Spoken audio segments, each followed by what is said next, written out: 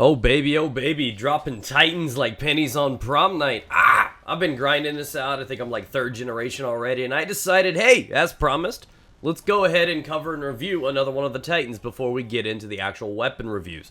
So, next up, we're focusing on the Ogre.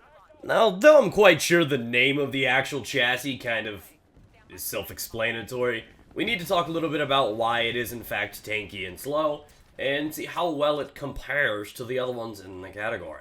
So for now, let's talk a little bit about its health. This thing's got 10,500 health, 2,500 more than the Atlas, and 5,000 more than the Strider. So obviously with its enormous size and tankiness, it has to have a drawback or two, and that comes in a little bit with its movement speed. Now the thing has a walking speed of 3.4 meters per second and a sprint speed of 5.1 meters per second. Now how that translates to the others, it's not too dramatic, unless you're talking about sprint speed, because I think the Strider's around an 8.3, so there is some significant movement abilities. Why that's a problem is obviously it's a little slower to get around the map, but above all it's just easier to rodeo because you are all so big and so chunky. Now, coupled with its movement speed, it only has one dash charge and a recharge rate of 4.5 seconds to get that single recharge back. What's that mean? Again, it's just adding to the fact that this thing is extremely slow. Yeah, it's just one of those things. So you don't have too much of a dodge ability, you can't just dash away, maneuver around the map, and that's one of its biggest flaws. But in this game, it's truly understandable. There are 3 possible chassis. You got an extremely tanky slow one, which lacks the kind of movement and mobility that you may want with the Strider. You have the Atlas that's right in the middle, but above all, it's basically sacrificing movement and mobility for added tankiness and survivability, which makes sense. Some people may like that, may enjoy that, and there are plenty of perks and abilities and kits out there for you to equip to make this thing a little bit more dangerous than its default settings. Now onto its strengths. It's got a melee damage of 1,875 and a melee pushback of 510. What's that say? Hey, we hit hard, and we don't push you too far away, which is a good thing. Like I said before, this thing doesn't move too fast, and with the lack of limited dashes available, you want to keep them as close to you as possible if you want to get that melee damage in, and this thing does hit very, very hard. You can couple it with big punch in the kits, hit extra hard, but again, that also adds to the pushback. I mean, melee is only effective when you can get close enough. When all the others have dashes and are faster, it's really hard to stay up close to somebody. What you want to do is pin them down. Put them between an Ogre and a hard place, you know what I'm saying? Just get them up against a wall, have your way with them. Huh? Right? Can we all relate? I can't. Anyways, that's the kind of goal that you need to go with. Now, this thing, like I said, lacks mobility, but it's extra strong. So if you can, sneak up behind one of them, punch them in the back of the throat. Over and over again. Great strategy, great damage coming from it. I love to melee the hell out of things, and it's very, very, very effective. Get inside, dash forward, and punch. Kind of a cool little tactic with it. Now let's talk a little bit about what I should say you should put on this. Okay, so I did a lot of testing, a lot of experimenting with this thing, and I found that the 40 mil cannon is just the best thing all around in the game. I continue to use extended mags on this one, just like I would with the Atlas or the Strider.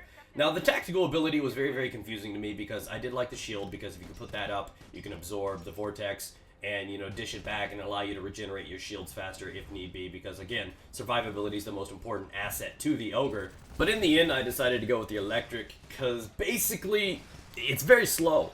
I find that I get mounted, I get rodeoed. There's no way to say this right without it coming out gay. I find that I get rodeoed a lot more when I have an Ogre. They're just slower, they don't have the dashes, it's harder to get away, and above all, when you're playing as a pilot, you feel a little bit more confident. You know it's so tanky, you know it's so strong. You find one of the best ways to take down an Ogre is, in fact, by rodeoing it and just completely ignoring the shields and taking it down. So I find that it's kind of a plague to it. Its movement is definitely one of its biggest flaws, so what you need to do is you need to survive longer. To do that, electric smoke is great. You put that on, and it basically clears them off of it. It also stops people from being able to lock on. The sooner you learn to use that as kind of a shield itself, the better you'll become while playing as an Ogre. Alright, now on top of that, I like to stick to the rocket salvo. Something about it's got a good recharge rate. You can spam it a couple times in a good big fight, and it does great damage. It's the thing that I used to initiate with. I drop the shields with it, and then I completely just penetrate their defenses. On top of that, the kit. I used Regen Booster. At this point, this one's just a substitute. Put in whatever you want. I found that a lot of the ones that slow down time or recharge faster, anything like that, generally aren't significant enough to have. And last but definitely not least is Survivor. It's invaluable to the Ogre class, the only one in the second tier that I would recommend you guys to have. And what it does is it allows your Titan to degrade slower when doomed. Your Ogre is going to get pummeled. It's going to happen, it's going to take damage, and it's eventually going to be taken down. It doesn't have the evasiveness that the rest have. It does only have the tankiness. So the longer it's alive, the more it can do. Extend that as best as possible, and you'll have yourself a bruiser. Now, before we part ways, I wanted to give you guys one little bit of advice, and that is definitely a very important one. There's a lot of times I feel like playing this game, and I just want to be infantry only. Don't feel like hopping into Titan. I just want to do the pew-pews and run around, go invisible and things. Sometimes I enjoy that. If you're one of those guys that likes to do that with me, yeah, only use the Ogre. There's no point in calling in an auto Titan for a Strider. It's going to get killed quickly. It's a waste of an asset. Stupid.